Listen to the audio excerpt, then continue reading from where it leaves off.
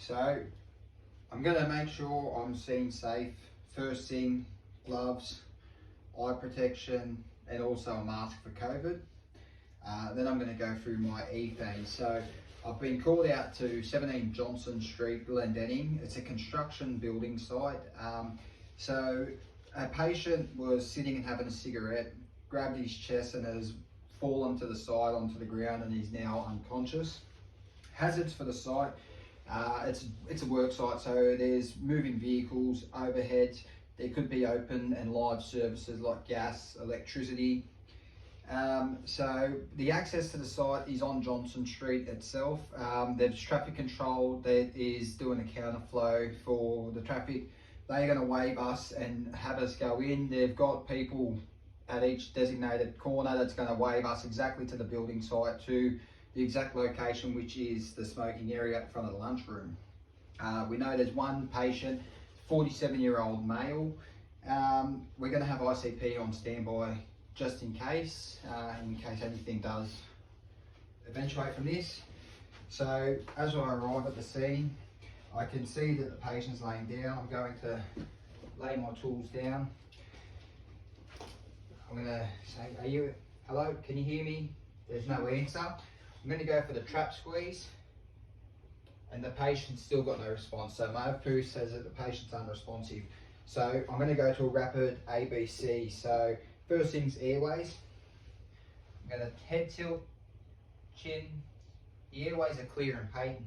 And then I've got breathing and circulation, which I'll do in the one. I'm going to go for the pulse. I'm going to go for the breath fill, and also look for the rise of the chest. There's no breathing or pulse. So from that, I'm going to say it's cardiac arrest. From there, I'll expose the chest. I'm going to have my crewmate come. I need you to start CPR. I need it at 100 to 120 beats per minute. I need deep compressions. I need them at a third of the cavity of the chest. How do you do that? I'm going to set up my defibrillator here and turn that on. Oh. So my defibrillator is now turned Let's on. put that button. My defibrillator is now turned on. I'm going to place the pads down. So 1, 2, and then while the compressions are going on, we're going to go through the coach. So we're going to continue compressions. My oxygen, I haven't actually got my oxygen out yet. All hands are away except the compressions. I'm going to charge the machine. The machine's charging. Daddy, where's my pillow? I need my pillow. Oh, I need my pillow. I can't read it. So, hands off. We're going to analyse the rhythm. It's an assistally rhythm. It's a non-shockable rhythm. We're going to dump the charge, and we're going to commence CPR. And while we're doing the CPR, I'm going to measure up for an airway to have a clear airway. So by that, mouth to nose, mouth to ear, that's the right one. We'll insert that. That's inserted. Then I'm going to get my BVM, and every 30 compressions I'm going to have my 2 breaths. So 27, 28, 29, 30, breath, breath. With those breaths, we've got a good rise in the chest cavity. So we're going to go through that. We're going to get to our 5th round. We're going to go back to coach. So continue compressions. Oxygen's away. All hands are off. We're going to charge the machine. So we've got the charge building. Hands away. We're going to analyse the rhythm. We have a ventricular tachycardia rhythm. So now we're going to feel for a pulse. We still don't have a pulse. We're going to administer the shock. All hands are clear. Stay clear. Shock. We're going to go back for a pulse. Alright, so we can feel a pulse. So now we're going to go back to our ABC. So we're going to check the airways. The airways good.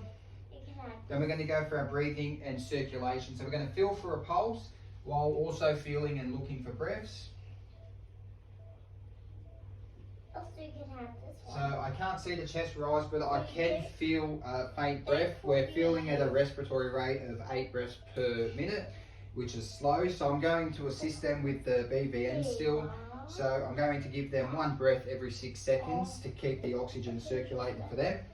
We are going to get the patient onto the stretcher into the ambulance, ready to take them back to the hospital. We're going to alert the hospital on our way what's happening to give them the time to be ready for us to arrive. When we arrive, we can further assist from that.